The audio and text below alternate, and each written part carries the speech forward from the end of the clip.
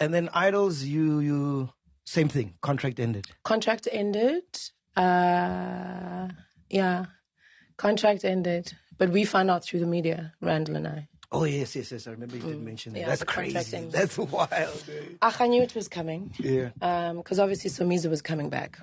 And I knew he wouldn't want to work with me after the stance. Oh, Wait. Why wouldn't Somizi want to work? Hey, dude, your life is a movie, bro. Hold on. After the stance I took. Oh, shit. After what stance you took? I don't defend sexual offenders.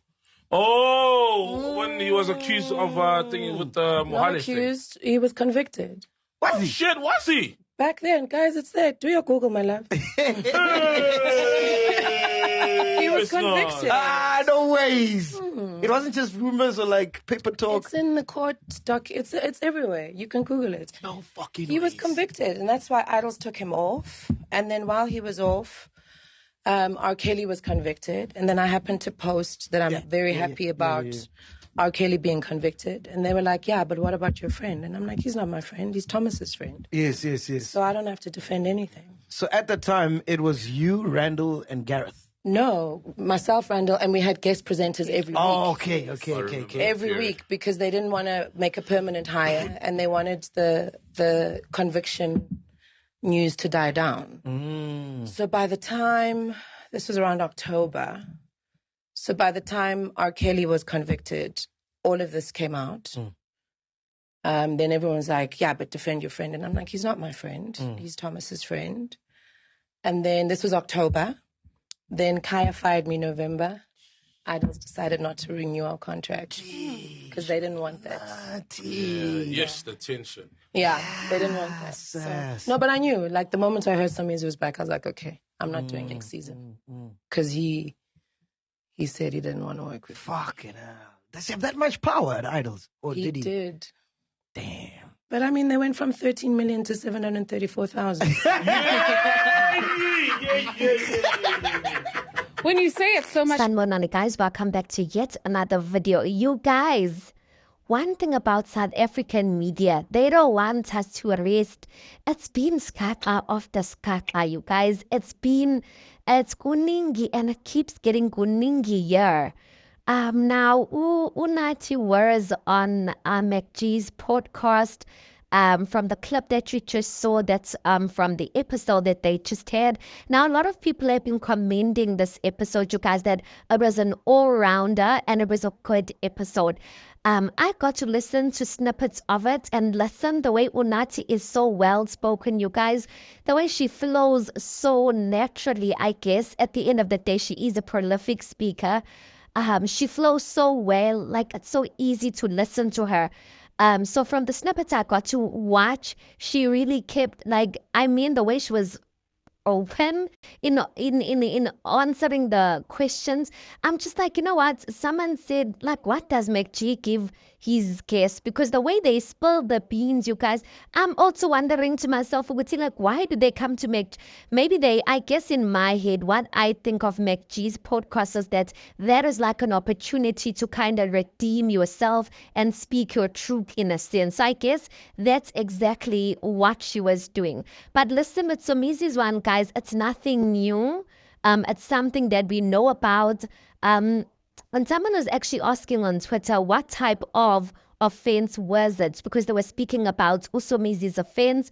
And someone responded and said that the court record says indecent assault. So it was an indecent assault between him and Mohale. And according to Google now, indecent assault is the crime of attacking someone in a way which involves touching or threatening them sexually, but not forcing them to have sexual intercourse. So that's that's the indecent assault that they're speaking about.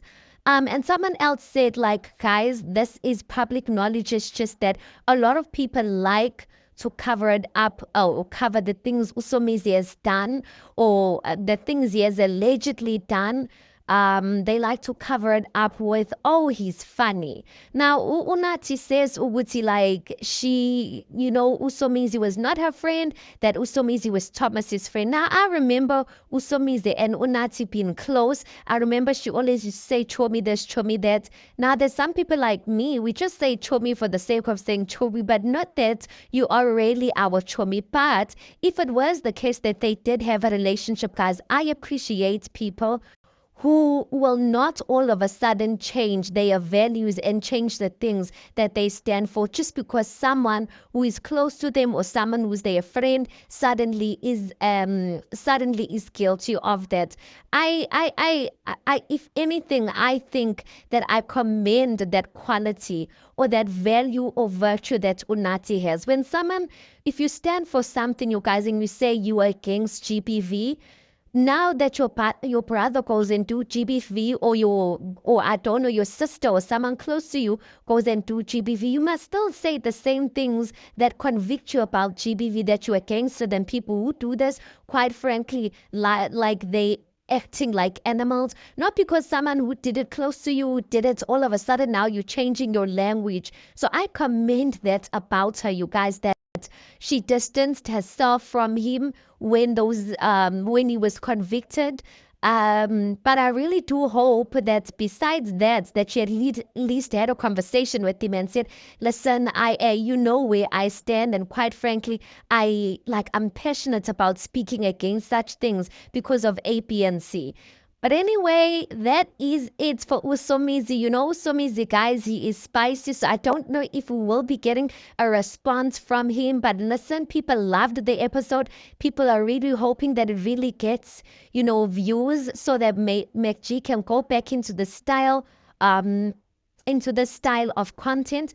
But anyway, guys, tell me what you think about Usomizi, because Usomizi is such a big figure, you guys. There's so many things that have been said about Usomizi to him, like booking so many gigs, whereas there's this whole thing of people saying that other children are not getting given a chance, and Somizi's always booking these gigs, and he really is a big deal in the industry, you guys. And it's just that sometimes when people are big deals, people get to downplay their crimes, and people get to downplay the things that with ordinary people we would have not have downplayed. Anyway, tell me, what did you think? Did you think Unathi was being unnecessarily spicy, or she did not need to mention that? Or are you of the same thought pattern as me, that at the end of the day, it is an entertainment type of podcast, and it is what it is, man?